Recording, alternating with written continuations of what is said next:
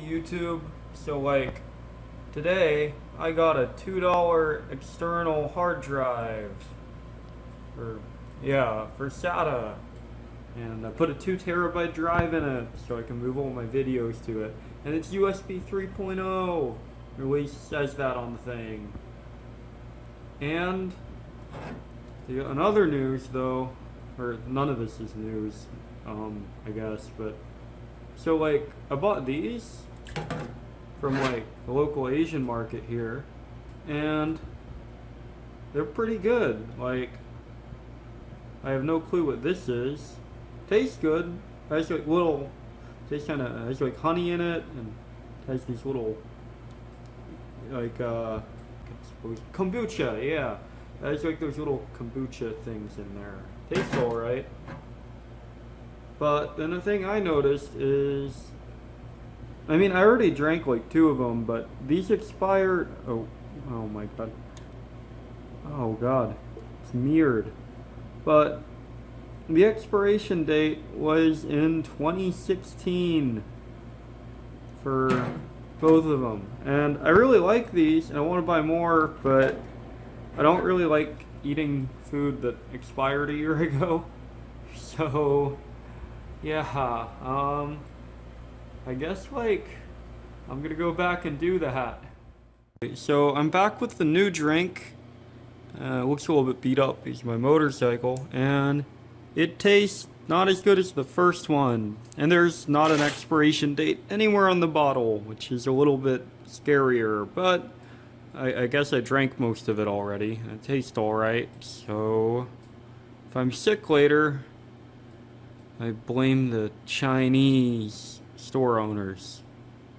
They're actually the Taiwanese. I think this is made in Taiwan, which is pretty similar to China, but you know, depending on what your political viewpoints are, might be the real China.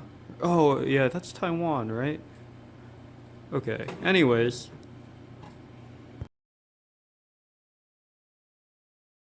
so the hard drive enclosure just kind of unscrewed.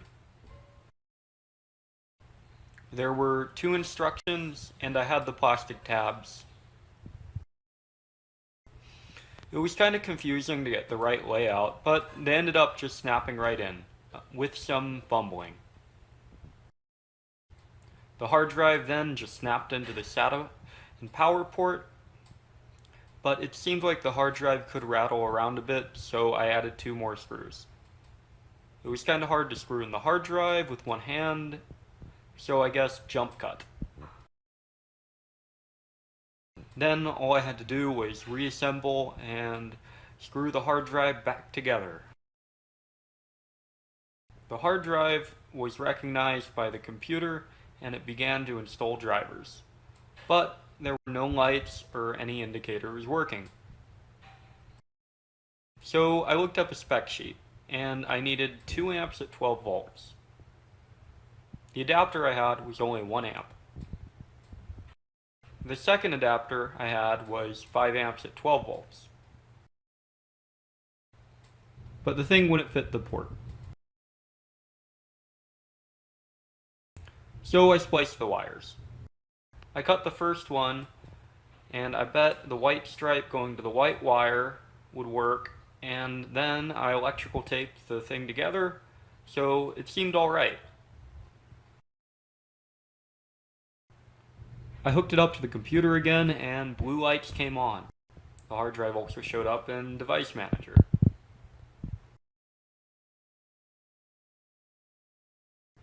So I made a floor computer, because my normal desktop wouldn't boot after adding a third drive, and I wanted to copy files. I think it had something to do with the RAID controller, but to relive childhood nostalgia, I built a temporary Pentium floor rig. I used the screwdriver to power it on, but I forgot the 4-pin connector. After I got started, I added a heavy object because I thought the hard drives being loose may lead to some issues. Maybe I was just being a bit OCD about it.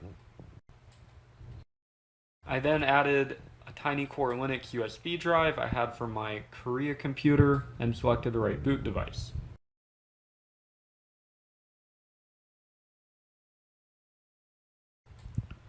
So it seemed like it was all well and good and such, but I needed like NTFS 3G to recognize the drive.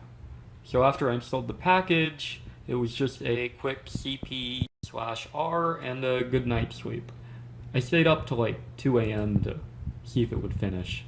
Transferring 300 gigabytes files takes a while. Then I went to sleep. And the next day, the files had transferred.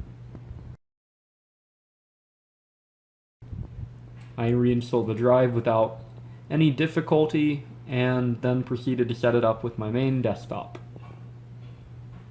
I moved the files out of the SDA3 directory, realizing I slightly screwed up cp command, and then waited a bit for the files to transfer again. And with that, I was done. It was finished, and the Chinese juice-like beverage did not make me sick. So, I guess that's it for the video.